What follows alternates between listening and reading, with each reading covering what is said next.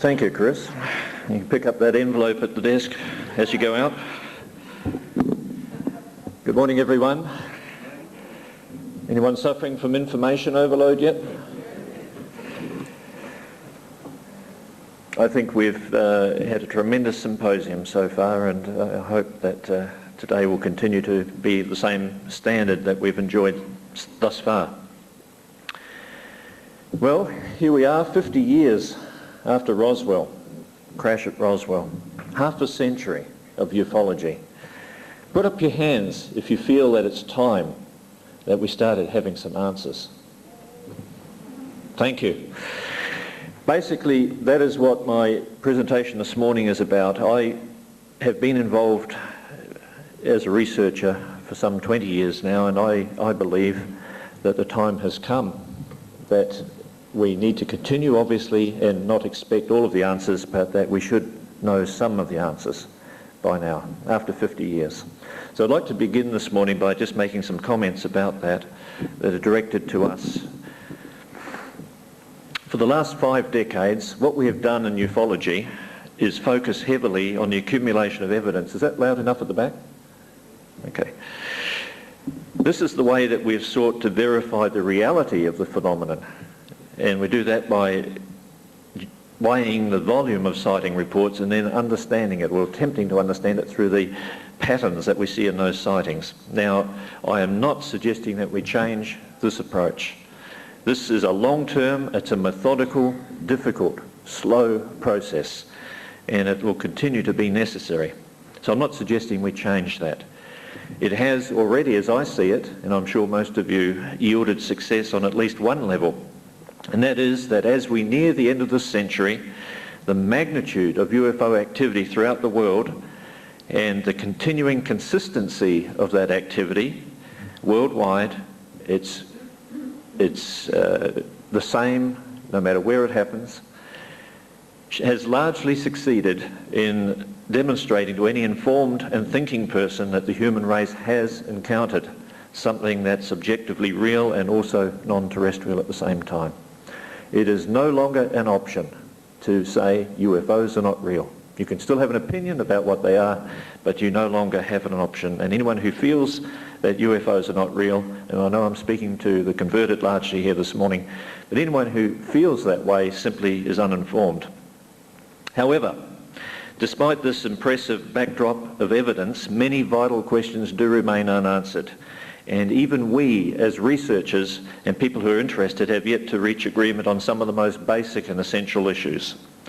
Now, among other things, what I'm suggesting today is that there is another approach to the data that we should be following, and I think far more so than has been done until now, a complementary approach. Now, my work on the particular case that Chris mentioned that dates back to 1940, that has convinced me over the last few years of research that as we collate all this data, these thousands, hundreds of thousands of sightings, we must also be careful not to overlook the potential value that analysis of any one particular case can yield. Now, of course, the value that we can attach to any single case depends on many factors, and not least the credibility of the witness or witnesses. Now, the case I'm going to give you this morning is, in my opinion, a superb example of the insight that this complementary second approach can yield.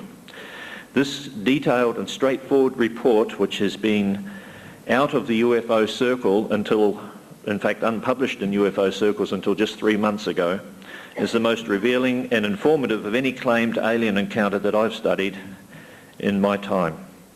There's not the slightest hint of any deception, evasion, or fraud in the story. The witness enjoyed the highest imaginable endorsement for his integrity and honesty, which was often given to me by those who knew him best, unsolicited. So the evidence overwhelmingly points to his experiences having actually occurred, and if that is so, then we have at least part of the question about UFOs and their origins decisively answered. And I'll be giving some other reasons later on why I believe we have to accept this as a genuine case. Let me state at this point, however, that I'm not claiming that this case reveals the full picture of alien activity here on the Earth. Not at all. The spectrum of alien contact is much broader and more complex than there is time to cover in one presentation.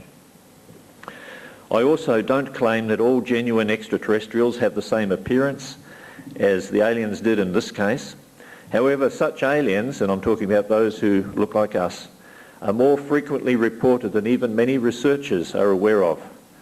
But they seem to lack the news value or the book-selling value of the omnipresent greys. Now, my research suggests to me that we could have perhaps as many as 20 or more different alien groups involved in visiting our planet and operating here on the Earth at the present time. So obviously, if that was the case, a number of motives and agendas are probable. There is now also no question in my mind that some of these races live among us here on the Earth undetected. Furthermore, and just to complicate it, not all aliens are what they seem to be. There is what I call a counterfeit to genuine alien contact, a duality within the phenomenon which I spoke at the symposium last year about. This is extra-dimensional rather than extraterrestrial in origin, and many of the greatest thinkers in ufology have come to recognise this. Now, these entities are not extraterrestrial, but they originate much closer to home. They have always been with us. They adapt their cover story to suit the times and attempt to influence our cultures and our religions. And unless we recognise this duality and the tremendous level of deception that's involved, we're missing some of the major pieces that make up the gigantic jigsaw puzzle that ufology offers us. So as I said last year, there are no easy or simple answers to all of this, nor are there any single answers that comprehend what is really going on. Now, my motives in presenting this case and saying all the good things about it that I will and have are as follows. Firstly, I believe that all the evidence suggests that this is a genuine extraterrestrial encounter. It has no dimensional, metaphysical overtones.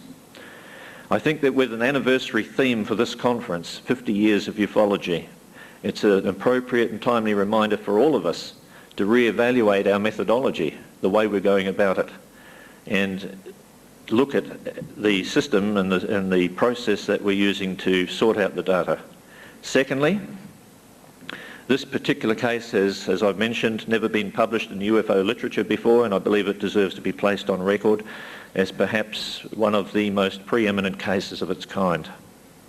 And lastly, the information which we can derive from this case, I believe, tells us a lot about the agenda for this planet of at least one of these alien groups.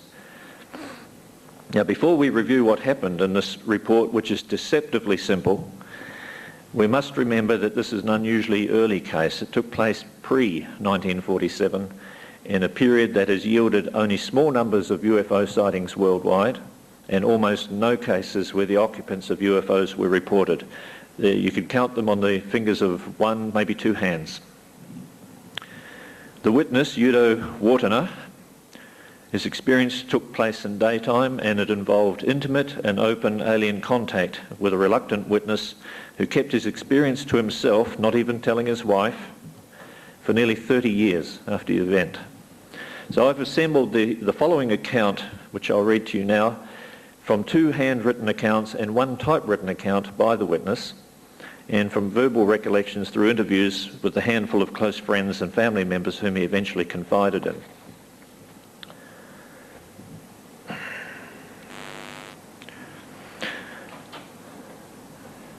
The photo was taken of Udo approximately 4 years before the experience.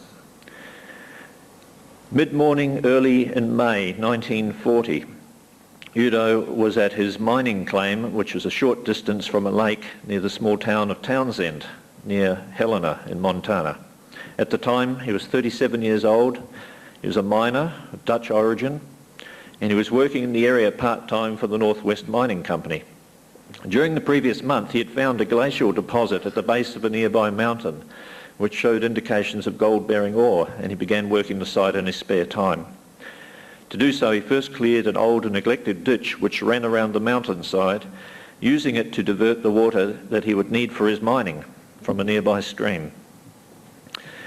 And on the morning in question, while moving some large boulders, he heard a humming or droning sound, which he first took to be Army aircraft, which flew over the area occasionally from the Great Falls base in the north.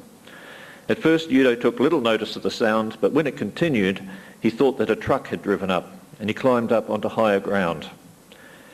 A large disc-shaped object measuring about 35 feet high and over 100 feet across, so it's a large one, was hovering a short distance away just above the meadow where he had built his dam. Thinking at first it was an airship, he described it as like two soup plates, one inverted over the other, and resembling stainless steel in colour, though not as bright and shiny. Of course, he had not seen stainless steel like anyone else at that point. This is in retrospect. Now, you've got to remember, this is 1940. This is 7 years before any media attention came to the subject.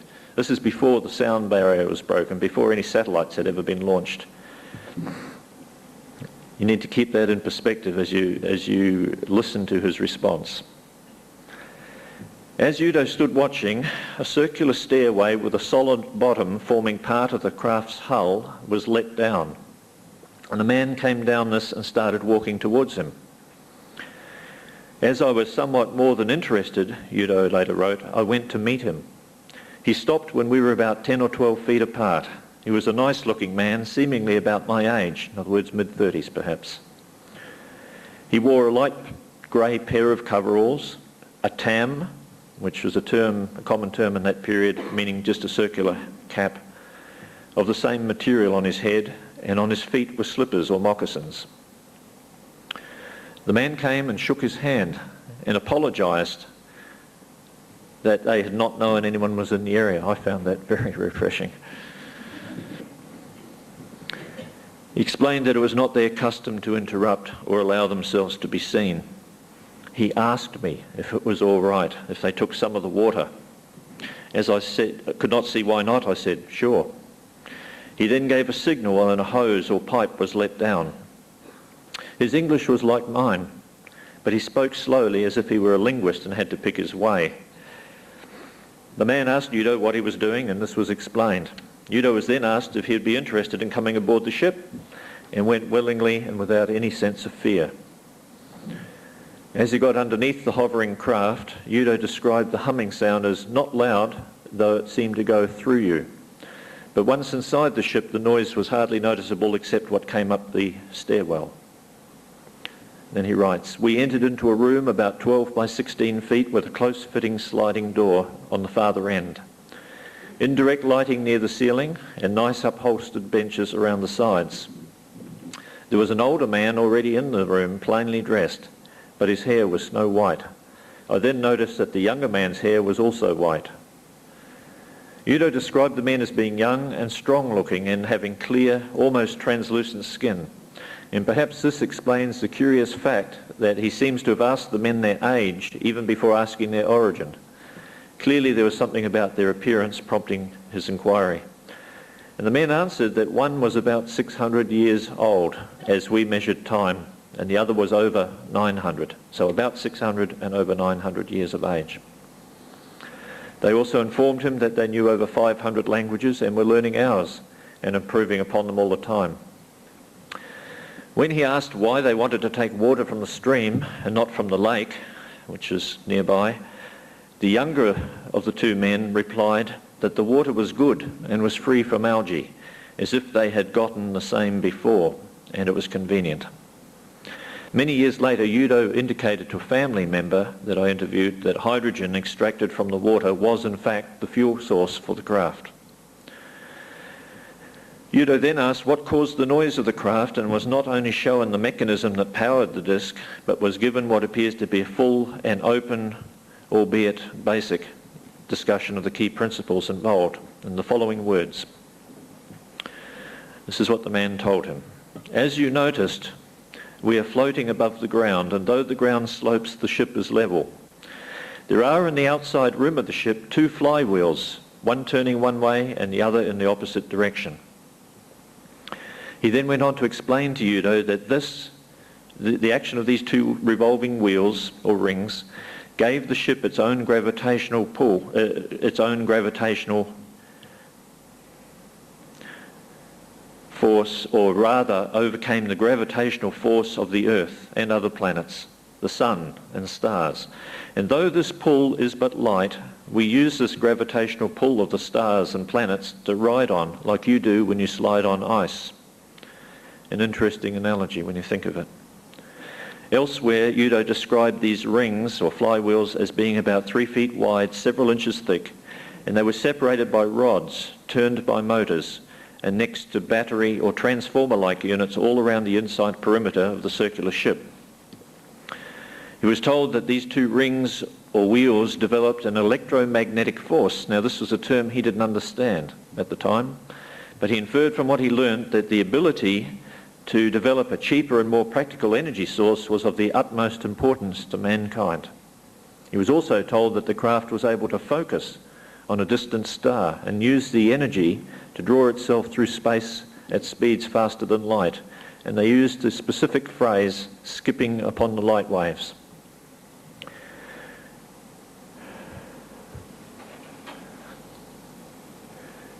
This quotation is, I think, a good representative example of some of the current thinking about the possibilities of how faster than light travel might be achieved. This is by a physicist in a book published in 1994. And it's interesting as you run your eyes over it, and I won't take time to dwell on this anymore, but run your eyes over it and see how closely that mirrors the description given by Robert Lazar so many years later about how the speed of light can be exceeded. You can't read that? Okay, so let me just read it out quickly. The creation of a local distortion of space-time is expanded behind the spaceship and contracted ahead of it, yielding a hyper-surfer-like motion faster than the speed of light as seen by observers. So in essence, on the outgoing leg of its journey, the spaceship is pushed away from Earth and pulled towards its distant destination by the engineered local expansion of time-space itself. Now that is very, very close to what Udo was told back in 1940. I then asked them where they got the energy to run such a large ship. They said from the sun and other stars, and they would store this in batteries, though this was for emergency use only. They carried another source, but did not explain this to me. When then asked where they came from, the alien man replied that they lived on a distant planet, gave its name, which unfortunately wasn't recorded, and pointing in its direction. Udo then asked the man what their object was for coming to Earth. Well, he said, as you have noticed, we look pretty much as you do, so we mingle with you people, gather information, leave instructions, or give help where needed. Explaining that they were monitoring the progression and retrogression of our societies, the man claimed that they live among us from time to time, which gives us a clear statement indicating long-term covert alien surveillance prior to 1940. Udo wrote that he did not understand what was meant by them giving help where needed, but he didn't feel it was proper to ask about it further. When Udo asked if they knew of Jesus Christ and about religion, the man responded, "We would like to speak of these things, but are unable. We cannot interfere in any way." During his time on board, he was invited to be examined for impurities in his system. This is their description of it, by an X-ray-like machine, which is Udo's description of the process, and that passed over him as he lay on a table. Little was recorded by him about this examination, however, and he seems to have attached little importance to it. While talking with the two men, a light had come on which Udo believed indicated that the water had been taken care of, and he mentioned that he felt it was time for him to leave. The alien's response was to ask if he was interested in going with them, to which he responded, "I said I thought it would be interesting, but felt it would inconvenience too many people. Later I wondered why I said that." Sometime later, he recalled an incident that had taken place about 2 years previously where a young man had vanished in the same area without trace despite days of searching by a sheriff's team. And he wondered if the young man had met the same craft and accepted the invitation. As he started to leave the ship, the men suggested to Udo that he tell no one, as no one would believe me at that time. But in years to come, I could tell about this experience. When I walked away from the ship, they raised the stairway, and when I got a couple of 100 feet away from the ship, I turned around. A number of more portholes had opened up, and though I could not see anyone, I felt sure they could see me. Anyway, I waved at them, The ship then rose straight up till it cleared the trees. Then while circling, or wobbling I think he means, slightly, it practically rose straight up and in a very short time was completely out of sight. As I didn't have a watch, I did not know for sure how long I'd been with them, but according to the sun it was around noon or somewhat around 2 hours. He later related how some type of energy had permeated the area and he had lost his strength for several hours, being unable to walk. When his strength finally returned, he went over to where the huge craft had hovered, finding only an area of crushed grass where the stairway had rested. Later, still feeling overwhelmed by the experience, he walked back to his base camp. Now let's just analyse what has been given us here. First of all, something that comes across very strongly is a strong sense of propriety seems to have prevailed throughout this encounter. Now, unlike you or I perhaps, if we found ourselves in that situation, Udo seems to have instinctively sensed the boundaries of appropriate questioning. I would have delayed their departure, but he was very considerate and seems to have felt that some things were not right to talk about.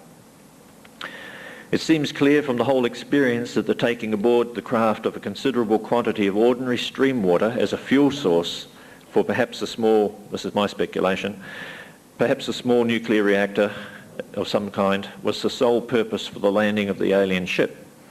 Now I suggest that we accept this as the probable explanation for the many cases when unidentified craft have been seen to extract water from lakes and reservoirs and the like, and that we can safely assume all this water is not required for the washing of alien cutlery or some other mundane reason. Now, in view of the implications of what amounts to a water-fueled spacecraft, can we also see in this a possible reason for the cover-up, perhaps one of many, by government? And when we realise further that some multinational corporations today have annual budgets far in excess of many smaller countries, the economic pressures to restrict such technology for military use must be considerable. The familiarity with water supplies enabling the aliens to differentiate between river and lake water suggests more than just the obvious fact that they had taken water from this location previously. To me, it also implies an intimacy with the area that could only have resulted from long-term activity in that place. In other words, that this was part of a regular pattern of activity. As with so many subsequent reports, what we are left with is the hints that there is a very simple propulsion system which is capable of overcoming gravity laterally rather than directly opposing it as we do with our own rocket propulsion systems. Udo's description of the counter-rotating rings providing one of the propulsion sources is consistent with so many other UFO reports describing revolving craft or parts of a craft that I don't need to comment any further. A device 100 feet in diameter would obviously generate enormous centrifugal forces and could easily generate a substantial electrical output, but our conventional physics don't predict any mechanism that would allow us to overcome gravity. So obviously only the most basic elements of the craft were explained to this non-technical witness, or perhaps he simply failed to understand or record more than this, we don't know. But the discovery that Martin spoke about yesterday, announced by scientists last year, of a rapidly spinning superconductor ring, is a hint to me that we are perhaps close to developing a similar system. I don't know if you can see that, but can you see the similarity despite the difference in the scale of size? A rapidly spinning ring is involved. There's no indication of any mothership in the report that Udo has left us, but rather every indication that in this instance at least, the large saucer-shaped craft that he observed was itself capable of interstellar travel. Now, what do we make of this claim that sounds so nonsensical at first, that the aliens were about 600 and over 900 Earth years of age? Now, these figures may seem excessive to us, but in fact are consistent with many subsequent cases. And I find it interesting sometimes to daydream about this and ponder what an individual could do, a single individual could do, a scientist, for example, if he could personally observe and study any aspect of scientific interest over such a long period, over a period of centuries. Think what you could do if you were a geneticist. And also the possibilities of what an individual could achieve in a lifetime of that length. It's worth noting that the 300-year age difference between the two men was apparent to him only in that the second man looked slightly older. The parting advice of the aliens that would be better to not tell others of his experience until some years had passed suggests to me something else. It suggests that their race may have had countless opportunities throughout the galaxy for interactions with other worlds similar to ours, and understood the process of disclosure that would be necessary, that would take place over time to less developed races. But I've spent a lot of time in recent years since I came across this about what may be meant by their statement that they give help where needed. Now, by their own statements and by their conduct, this race, and I hope all others, operate under a strict non-interference code when interacting with a less developed race. But equally clearly, alien help hasn't prevented wars, disease, famine, atrocities that ravage our planet still. So I've concluded eventually that the assistance being offered is probably primarily limited to the gradual sharing of technology that will allow the human race to move beyond its traditional preoccupation, which is tribal warfare, towards the stars, and the necessary re-evaluation of our place in the universe that this requires. And to this end, I believe that as a minimum, our space programs and probably some other scientific endeavours have long had and continue to have gentle nudges on a regular basis from those who live and work among us, but whose real origins remain unsuspected. And now look just very briefly at two statements on public record by the two men who were more responsible for the development of the American space program than anyone else. Dr. Wernher von Braun, both German scientists who came out under Operation Paperclip, and Dr. Hermann Oberth. 1959, we find ourselves faced by powers which are far stronger than we had hitherto assumed, and whose base is at present unknown to us. Can he possibly be talking about Russia? More, I cannot say at present. We are now engaged in entering into closer contact with those powers. Now, if anyone can come up with a suggestion as to who else he might be talking about other than some other assistance from above, I'd be interested. Dr. Hermann Oberth, who worked with him, his colleague, was even more open. We cannot take the credit for our record advancement in certain scientific fields alone. We have been helped. When asked by whom, he stated, by the people of other worlds. This is not hearsay. These are on record. And what of the statement that the aliens knew over 500 languages? Now, at first reading, we may assume that they had mastered over 500 of the 900 or more languages of Earth. But the context suggested eventually to me that many, and perhaps the majority of these 500 languages, were those of worlds other than Earth. But certainly no difficulty in communication was evident from this account. They were able to convey technical concepts without problems and without the need of telepathy or any technical device. As I've researched this case for the last nearly 4 years, perhaps the most impressive aspect to me, however, was Udo's emotional response to the alien men whom he met so unexpectedly that spring morning. It's the constant and revealing theme that permeates his accounts. They were men, just like us, he said, and very nice chaps. He felt remarkable love, or comfort was how he expressed it, love or comfort, in their presence, and he didn't want to leave them. Afterwards, he wished that he could see them again, and he made frequent visits back to his mine in the years that followed, more in the hope that the craft would return than for mining gold. However, he would have no further UFO experiences for the remainder of his life, and he died in 1989, aged 86 years. At times, as you read his original accounts, he seems almost to regret not accepting the invitation to accompany the aliens on their journey. And this is interesting in itself because it suggests to me the interesting possibility that a human could travel in such a craft unharmed at faster than light speeds and could presumably live on their planet just as they could live on ours without difficulty. So the whole account for me, and I hope for you, paints an overwhelmingly positive picture of these aliens, and I qualify that by saying these aliens, as being an advanced, air-breathing, human-like and friendly race from another solar system. They visit only to unobtrusively monitor our Earth civilizations. They live among us from time to time, assisting and helping the progress of the human race, never interfering with the core beliefs that make up our society. And so we're left to wonder how many other such landings have gone unreported, as this one nearly did, and how much other activity by this particular group has simply remained unobserved. Now, in ufology, this case leaves us facing a lingering and an inescapable issue, and it's a very, very difficult issue.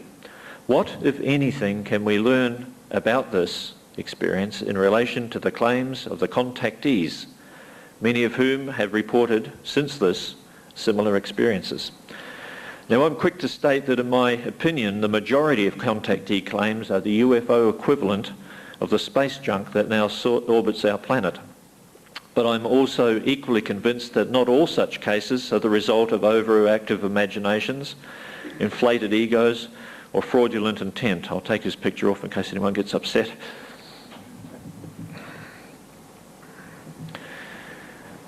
I've long felt a concern that the knee-jerk reaction against reports of humanoids in association with a UFO, much less claimed contact, that characterised mainstream ufology for decades and still persists in some quarters, means that much potentially valuable data has eluded us.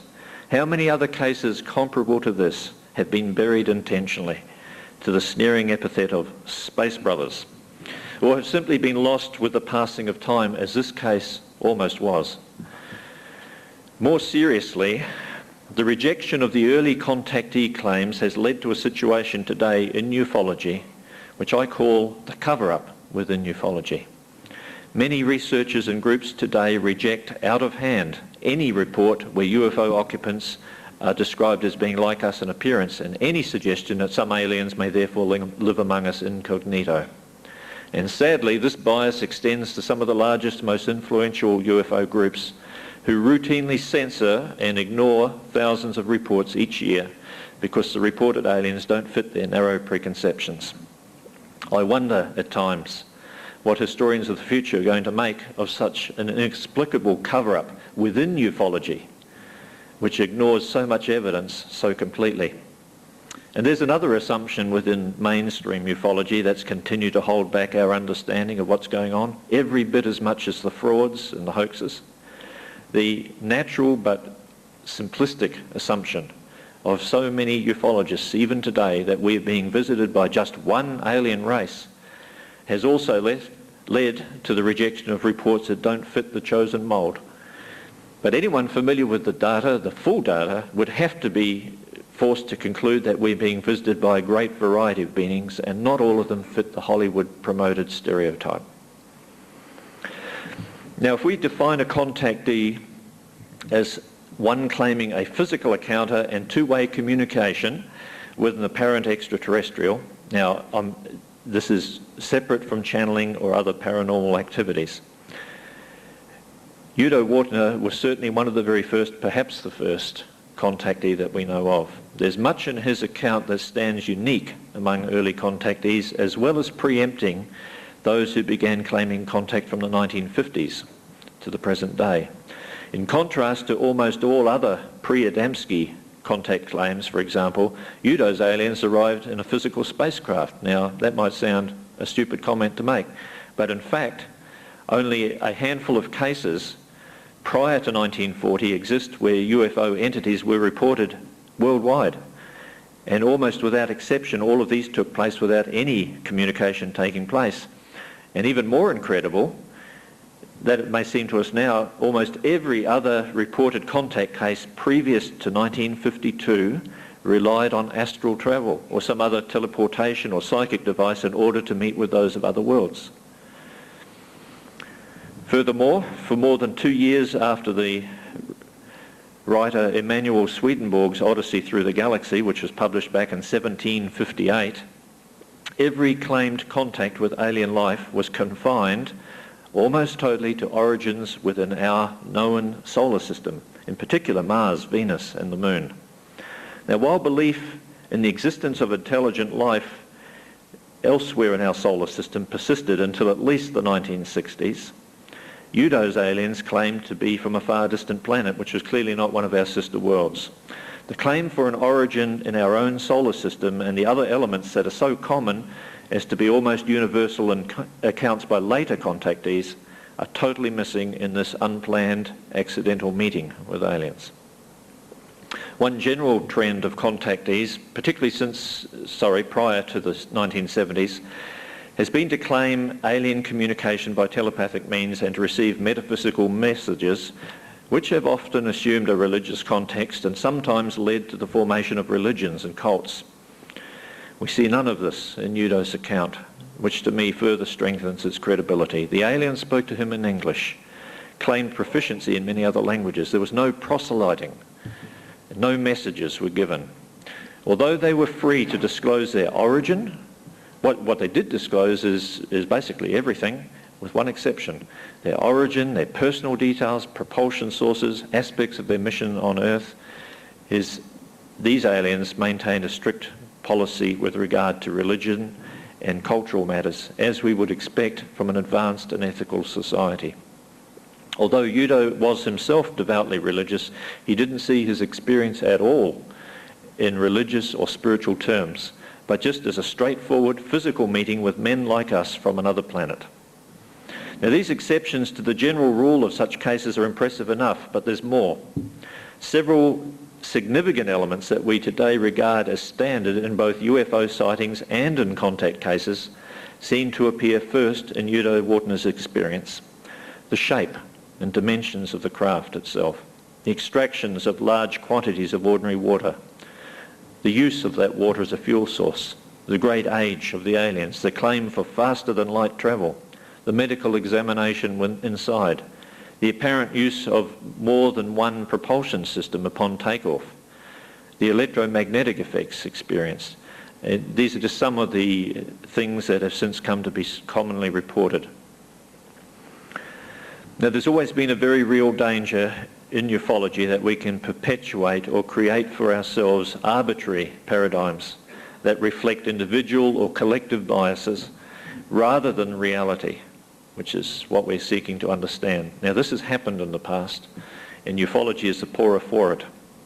Now, I can understand why mainstream ufology was repelled by some of the more fantastic claims of the early contactees in particular, and most of them were dismissed with little or no serious investigation. And yet, this is where it gets complicated, there's another side to the coin. This very element of the absurd is just what we should have expected. According to sociologists who have now studied the possible strategies that a benevolent and ethical alien race would adopt in making gradual contact with a developing race. And so I raise the question for you to answer yourself in your own way. Could it be time to re-evaluate some of those early cases that seemed at the time to belong to the lunatic fringe? The basic theme of my talk this morning, as I said, is that after some 50 years of ufology and research and data collecting, ufology, I believe, now has the right to expect some answers. So in keeping with that thought, I'd now like to discuss an aspect of modern science that relates specifically not only to what Udo reported, but is also of great relevance to UFO research in general. And this is called nanotechnology. Now, simply expressed, nanotechnology is the anticipated ability to manufacture anything through the control of matter at the molecular or the atomic level. Nano, of course, means a billionth. Now, this will require mastery of the very nature of physical matter. But I think it's important we understand that no new fundamental science is needed. We're talking about an engineering advance. This picture here is showing one of the very early steps where we have transistors on the head of a needle. We're talking about even smaller than that. In nature, molecular machines, nanotechnology if you like, already exists. Now DNA, RNA, the enzymes that make possible the reproduction and repair of cells in our body and that manufacture proteins are examples that we're all aware of without realising what they were. But now our own science is moving rapidly towards being able to control matter at the most basic level. Chemists are making great progress in designing and synthesizing molecules that bind to other molecules at specific sites, thus allowing the same self-assembly and repairs that occur in nature. The 1987 Nobel Prize in Chemistry was awarded for just such a breakthrough. In 1988, a group at DuPont designed and fabricated a new protein that's more stable than natural proteins. And we now have tools in science that allow us to see and to move, manipulate individual atoms. When I was at high school, such a thing was completely impossible, beyond anything you could imagine or conceive. But now physicists have electronic devices such as transistors that work at the molecular level. So what do all of these impressive facts have to do with UDO and with UFOs in general? Simply this. I believe that what we term nanotechnology is nothing less than a major aspect of the alien technology that appears in our skies and sometimes on the ground as UFOs. And I say this because there are some striking parallels between what nanotechnology predicts for the future, even at this early stage, and what we see as UFOs. There are some equally fascinating correspondences between this developing science and the statements made to UDO and to some other contactees. Now let me point out some of the things that nanotechnology foresees and put your UFO cap on if it's fallen off in the last minute, and look at this from a UFO point of view. These are not my words. These come from scientists involved in nanotechnology. Number one, material scientists and engineers are already fabricating new materials called nanocomposites, which have electrical and mechanical properties unlike any others known. Nanotechnology will make possible the production of not only perfectly pure materials, but also large crystals of material, which would open up new uses and processes. Now, just a few months ago this year, scientists in France and in the United States announced the development of carbon nanotubes. And they described them as not only the world's strongest material, and those are strong words, no pun intended, but as quite probably the strongest material that can be made. I won't go into the technical reasons why, but quite possibly the strongest material that can be made. Roswell buffs will be interested to know that one of the properties of this fibre is, and I'm quoting, it can crumple without breaking, then spring back to its original shape. If anyone's interested in that particularly, I'll show you the original material on this. It was meant to be printed in the proceedings, somehow dropped out. Number two, so we're talking about materials. Number two, the storage of information at a molecular level implies that super advanced technology can be extremely compact and non-localized. In other words, information storage technology may eventually be able to function much as quantum physics tells us that our brains and consciousness do, unlimited by time and distance. Powerful supercomputers smaller than anything now known could be developed, and one of these, containing all of humanity's knowledge, could be mounted within our head, interface directly with our brain, and result, of course, in an almost omniscient being. These are not my words. Number three, almost any material object. Now, when they say any, they mean any. Whether you're talking about a desk, a battleship, a flying saucer, a bridge, a house, a car, any material object could be manufactured without the limitation of conventional tools, meaning that even very large objects could be built as a single seamless piece rather than being assembled as separate parts. It has become, of course, in case anyone here is new to the subject, almost a standard description to describe a UFO, and particularly the interior of a UFO, as being without seams, rivets or joints. Number four, molecular machines could be designed to restore habitats to their natural state, remove specific isotopes from nuclear waste, toxic chemicals from waters, can make deserts fertile or even terraform whole planets to a habitable state. Number 5, molecular machines could be programmed to destroy or repair diseased cells within the body. They could rebuild damaged organs, restore missing limbs, and restore defective organs to perfect functioning. What would this do? Obviously, it would greatly increase our lifespan. We could also give ourselves the ability to absorb almost 100% of whatever we eat, recycling what we normally excrete and generating the nutrients within us that we need. We could breathe underwater. We could breathe in different atmospheres.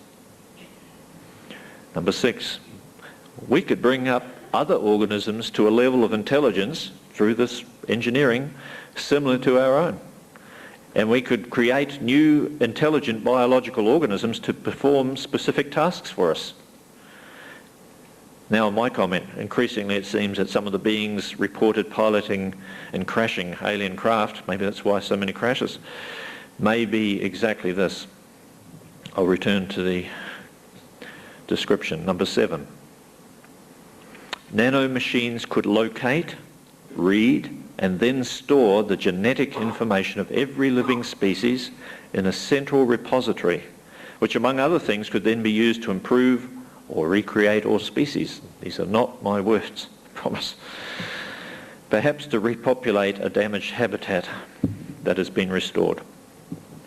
And number 8, the speed of molecular machines would allow us to accomplish tasks in seconds that take days or months, and without the dangerous processes, byproducts and pollution we now have in our industry. What this means in real terms is that the resulting economic revolution would mean that we would eliminate very quickly economic, environmental and social problems that plague our planet. This would ensure that much more of our energy, time and resources would be quickly freed up for more productive and creative uses. Exploring, exploiting the cosmos, for example. So can you see just from those descriptions how closely the promise of nanotechnology relates directly to ufology? The statements made to Udo Wartner and to others look much more believable when we see what our own science is predicting for our near future. And they're talking in terms of years, not even decades. The performance characteristics of UFOs seem more understandable when we envisage what new materials might allow. Aspects of the phenomenon that puzzle us, such as seamless craft, the lifespans many times ours, the whole abduction aspect, the Bigfoot and robotic type creatures that are so often reported. They start to make some sense in view of these new developments. So my personal feeling at the end of all of this is that when we describe alien technologies as being millions of years in advance of us, I think we're probably way off the mark. Many may be only decades or maybe a few hundred years ahead of us, perhaps thousands at most. As with most things, however, there's a dark side to all of this. The wonderful promise of nanotechnology could also be abused by amassing massive arsenals of weapons, self-creating weapons. You could come up with a tremendous arsenal in a very short time, which would have much greater potential for destruction than our current nuclear and biological weaponry. And on a more mundane level, the economic advantage that would result from this alone would allow a nation, any nation, or even a small group that develops this ability to dominate all others. Now this is where it gets really interesting.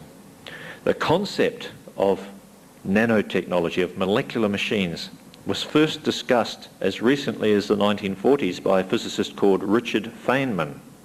But to my surprise last year, while researching this, I discovered that the other man credited with advancing these concepts at about the same time, the 1940s, was none other than Dr. Vannevar Bush. The same man that so many documents and sources name as a member, and indeed the senior member, of MJ12. I ask, is that just coincidence that what appears to be the whole basis for alien technology was a subject of great interest to Dr. Bush?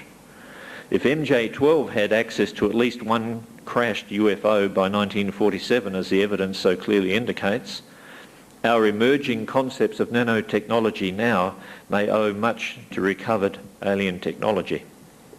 And of course the reverse is true.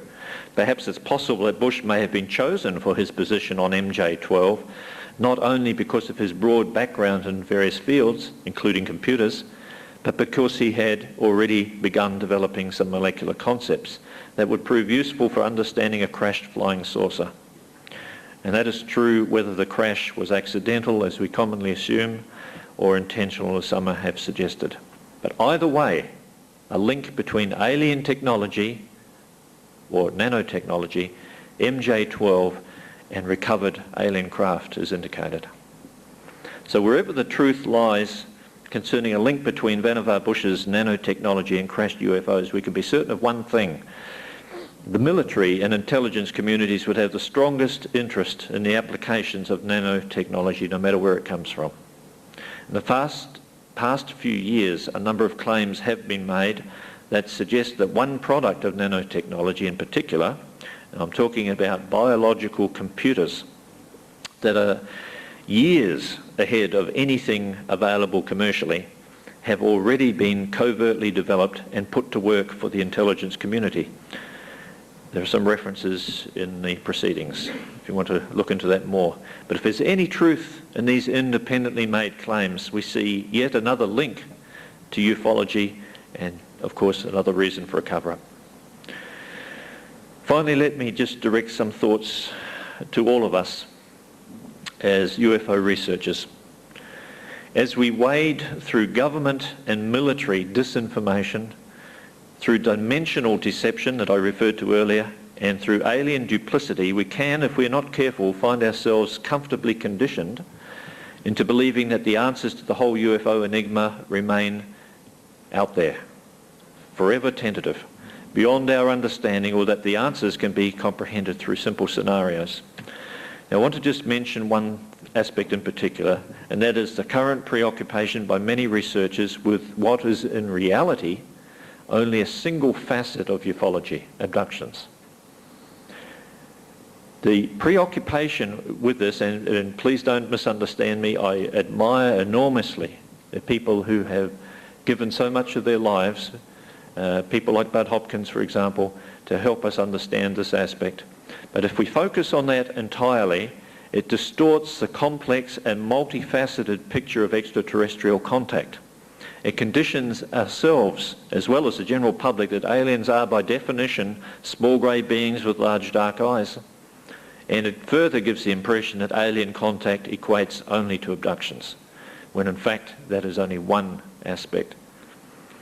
It's become commonplace in recent years for many researchers to regard these events, the abductions, as the understandable and necessary activity perhaps of a dying race, or even as a benevolent effort to genetically link our two races.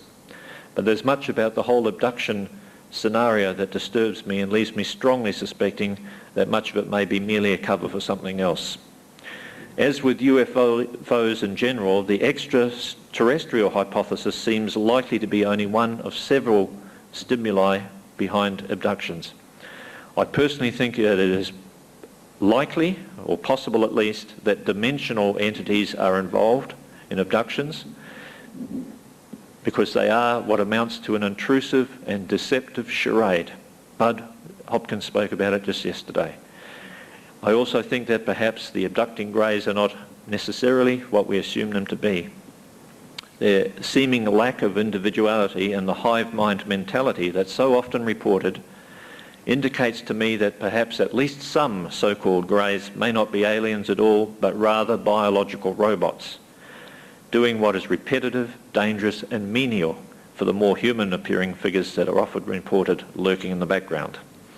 So for me personally, the jury's still well and truly out as far as abductions are involved, but I'm left uncomfortable because of the violation of basic individual rights that are so evident in so many abductions. The rapes, the coercion, the false predictions, the false promises, the deception, and the trauma that results all seems to me totally inconsistent when we're talking about an allegedly advanced race. But I acknowledge that may too be only part of the picture.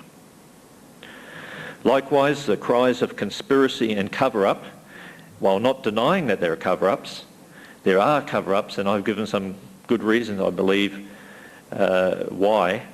But if we focus too much on that, they distract and finally can drown more enduring truths.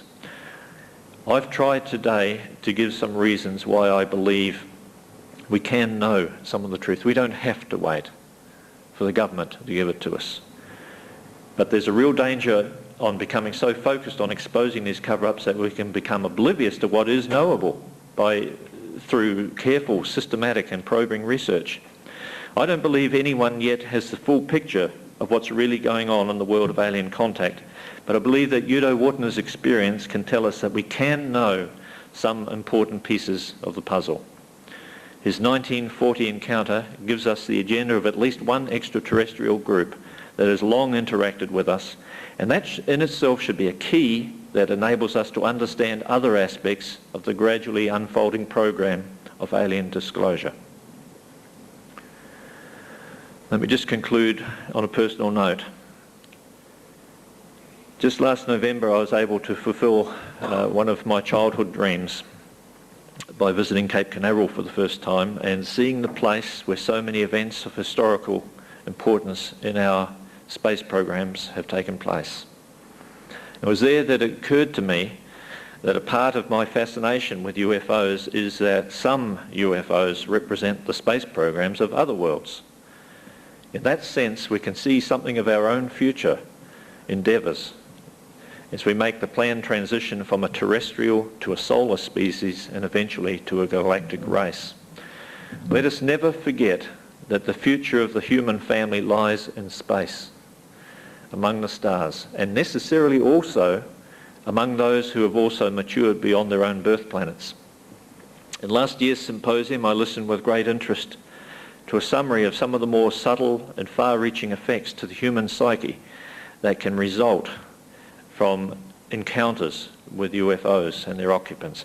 And some of these we actually see, and they are apparent in Udo's life following his encounter.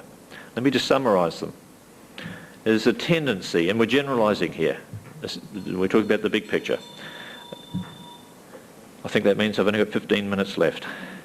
There is a tendency for many experiences to become vegetarian. I'm not a vegetarian. And with apologies to any smokers, many of them feel the need to stop smoking and drinking alcohol. They become more environmentally conscious, more globally aware.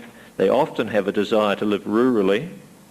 They have a sense of personal mission in life, and almost always a heightened belief in a higher power and an increase in psychic abilities, so-called. Some of these, as I say, are apparent in Udo's life. But I think it's significant that these tendencies, and to me they're all positive things, they have been induced in ordinary people by contact with the larger reality of the universe.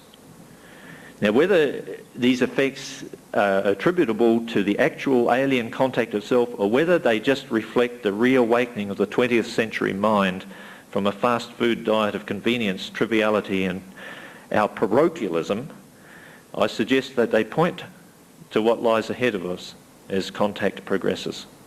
I think we're looking at some of the things that are coming.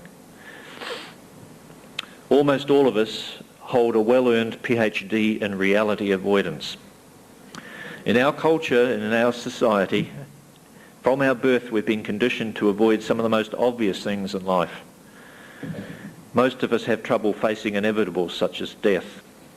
Some of us tax. For most people, a clear starry night is at best a thing of beauty to admire, rather than also being a reminder of our origins and our future. As ufologists, among other things, we need to stop avoiding the inevitable religious and philosophical implications of extraterrestrial contact and start dealing with it, with the profound connection between it all. I applaud the efforts of people like Joe Lewis who are trying to do that.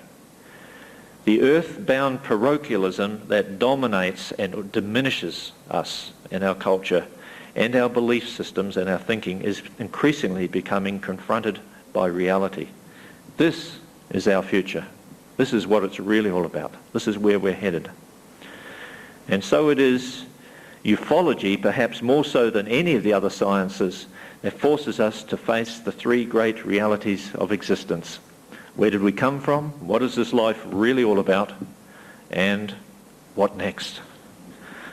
This sudden and dramatic expansion of our collective awareness is not something that is going to happen in the near future. It is happening now. The process of changing ourselves into galactic citizens through the varied aspects of alien contact is well underway, but I also believe that our birth into a new age of opportunity and peace will be a painful and difficult one. The revelations likely to come in just the next few years have the potential to rock our society to the core. So as this process of disclosure accelerates and this deepening interaction continues to intertwine the human destiny, our destiny, with that of other races, we must be prepared for whatever is coming. With the dawning of a new century, in such a short time now, and the third millennium, perhaps the time has come for all of us to make a course correction in the direction we are taking and to achieve a new openness to accept what might lie ahead in the coming years. And I'm not talking just about ufology, I'm talking about it all. I suspect that we have some surprises in store for all of us as the great cosmic drama between light and darkness is played out, and that as we face and hopefully embrace our real origins and our ultimate destiny. Thank you for listening, and God bless you.